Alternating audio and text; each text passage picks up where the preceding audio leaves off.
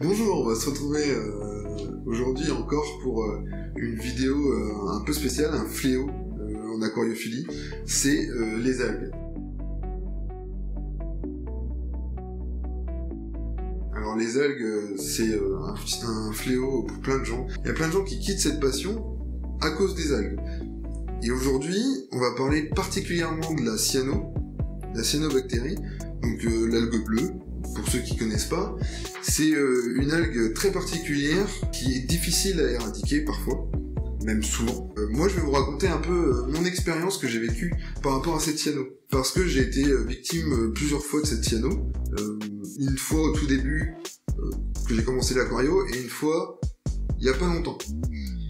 Donc j'ai appris beaucoup de choses par rapport à ça. J'ai plus étudié le sujet parce que c'est quelque chose qui m'intéressait de savoir pourquoi elle était là, pourquoi elle était présente et dans quelle situation je pourrais la faire partir. J'ai énormément étudié là-dessus et j'en ai tiré des conclusions.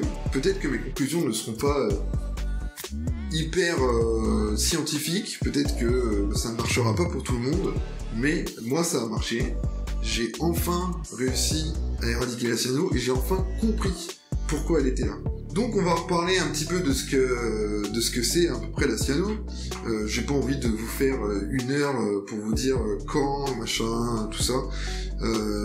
Les seules choses qu'il faut savoir, c'est que c'est une bactérie. Et que cette bactérie, elle a atterri... Non, elle n'est pas atterrie sur Terre. Et que cette bactérie fut l'une des premières sur Terre.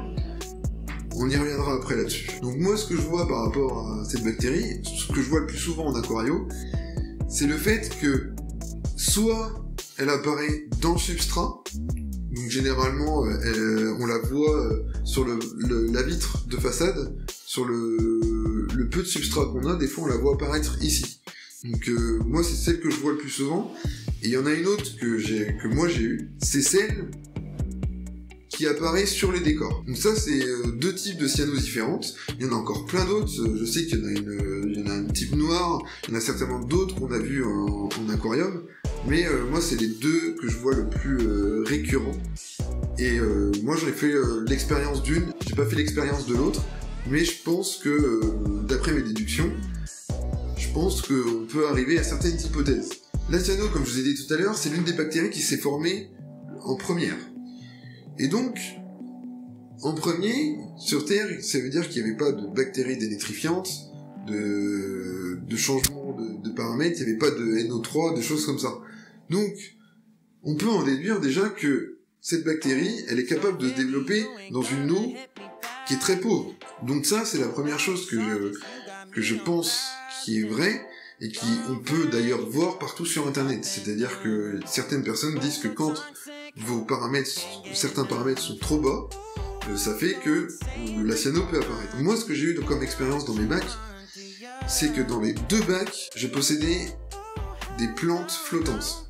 Donc les plantes flottantes, c'est quelque chose dont je me suis servi pour absorber les nitrates. Donc c'est quelque chose qui absorbe. C'est une vraie éponge à nitrates parce que ça pousse très vite, ça se multiplie très vite, et ça absorbe vraiment tout ce que ça peut absorber. C'est-à-dire que si vous avez 15 de nitrate dans votre bac, la plante elle va absorber très rapidement et elle va se multiplier beaucoup. Et moi, la première fois que je l'ai eu, c'était dans le petit bac à bêta que je vous ai déjà montré, et la cyano est apparue d'un seul coup. À cette époque-là, j'avais pas trop compris pourquoi. Et dans ce bac-là, j'avais un peu de plantes flottantes. Dernièrement, elle est apparue dans un de mes bacs, qui est mon bac Nanakara, et cette cyano, elle est restée pendant longtemps, avant que je me rende compte que ce soit la cyano, parce que je faisais pas très attention à ce moment-là. J'étais en plein déménagement, et du coup, la cyano est restée peut-être une semaine à se développer avant qu'on l'aperçoive. Quand j'ai vu que c'était la cyano, j'ai commencé à m'inquiéter, parce que je sais comment ça se passe la cyano, et puis après je l'ai pris comme une expérience, et j'ai commencé à tester. J'ai testé mes paramètres, et la première chose, j'avais peur d'avoir trop de nitrates, parce que j'avais des cyclidés, j'avais aussi des petits dans ce bac, donc forcément j'avais un peu peur que le bac soit trop surchargé en nitrates, et en prenant mes tests, j'avais 0 de nitrates. Rien du tout.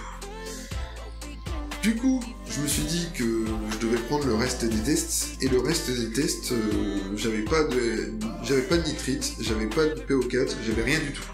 Donc à ce moment-là, je me suis dit, ok, l'eau elle est pauvre, il n'y a rien. Comme il n'y avait plus rien à manger dans cette eau, les algues n'ont pas pu se développer, ce qui fait que l'eau a fini par être pauvre, et en plus, avec tout ce qui était fruits d'aulne, feuilles de catapa, feuilles de chêne, tout ça, il y avait énormément de matière organique, ce qui fait que au final, la cyano avait de la matière organique, elle n'avait pas de concurrence face à elle, et elle a fini par se développer.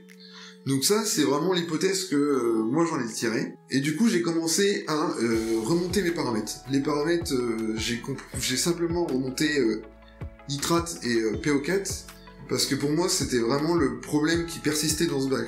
Je pensais qu'avec la population que j'avais, j'aurais pas de nitrate, enfin, j'aurais assez de nitrate pour les plantes, mais pas en énorme quantité, mais en fin de compte, je n'avais pas assez de nitrate, ce qui fait que finalement, la cyano est arrivée, et une fois qu'elle est arrivée, elle a fini par se développer. Malheureusement, remonter ses paramètres, c'est pas suffisant. Remonter ses paramètres, ça va permettre qu'elle ne se redéveloppe pas, mais par contre, une fois qu'elle est là, elle continue sa croissance. Donc, il faut la tuer par un autre moyen. Donc moi, j'utilise l'oxygéné. En gros, je remonte mes paramètres, et après, je prends une seringue, je coupe le courant, j'injecte de l'oxygéné dessus, je laisse tourner 5 minutes, et ensuite je remets le courant.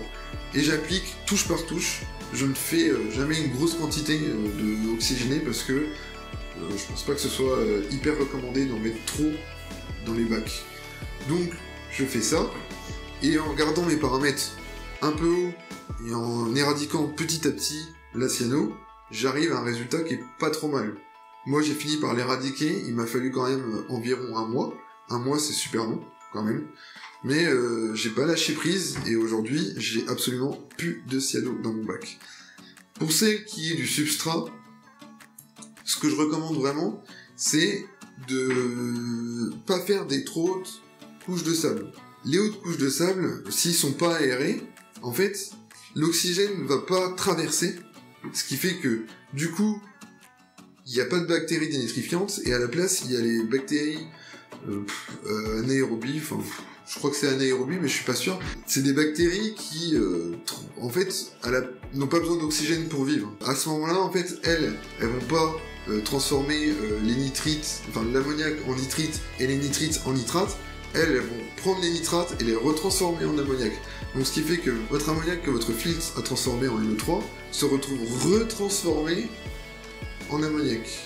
Ce qui fait que sans oxygène plus de l'ammoniac dans votre sable, la cyano a dû trouver un refuge parfait pour elle en fait. Ça c'est quelque chose que j'ai pas expérimenté pour le substrat, et la technique pour moi est un peu différente, c'est-à-dire que là il faut un substrat qui est beaucoup plus aéré, il faut penser à retirer tous les déchets qui traînent sur votre substrat, et à injecter à la seringue votre oxygéné.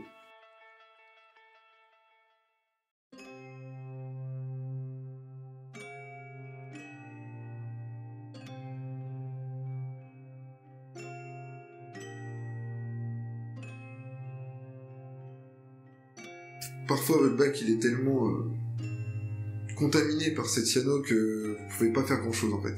Donc parfois il vaut mieux refaire le bac totalement et repartir sur du neuf et remonter ses paramètres. Pensez que refaire le bac ça va pas corriger le problème. Ça va juste repousser l'échéance, et un jour ça risque de recommencer si vous faites les mêmes erreurs. Donc pensez à vérifier vos paramètres et à essayer d'éradiquer cette cyano. C'est vraiment quelque chose qui est déroutant. J'ai déjà vu des aquariophiles dire qu'ils allaient arrêter complètement parce qu'ils avaient fait 5 bacs et que la cyano était toujours présente. Donc il faut pas lâcher, et il y a toujours... Si elle apparaît, c'est qu'il y a vraiment une raison, et il faut procéder par étapes et essayer de trouver quoi. Et je dis pas que ce que je vous ai dit aujourd'hui, c'est la meilleure des solutions. Il y a certainement d'autres types de cyano, il y a certainement d'autres réactions. Je déconseille vraiment de, par exemple, traiter à l'antibiotique, parce que même si ça va la tuer, ça va tuer toutes vos bactéries dans votre filtre, ou une grande partie, Et en plus, vous pouvez créer une souche de cyanobactéries qui serait capable de supporter les antibiotiques et qui deviendrait trop puissante en fait. Essayez de procéder méthodiquement, et je suis sûr que même si mes conseils ne vous aideront pas, parce que vous aurez tout essayé et que ça ne marche pas, je suis sûr qu'on peut être capable de trouver d'autres solutions encore à ce problème et d'autres choses pourquoi aujourd'hui la cyanose développe dans nos bacs. Bon, je pense que j'en ai terminé pour la cyano. Si vous avez d'autres expériences à apporter, n'hésitez pas. Ciao!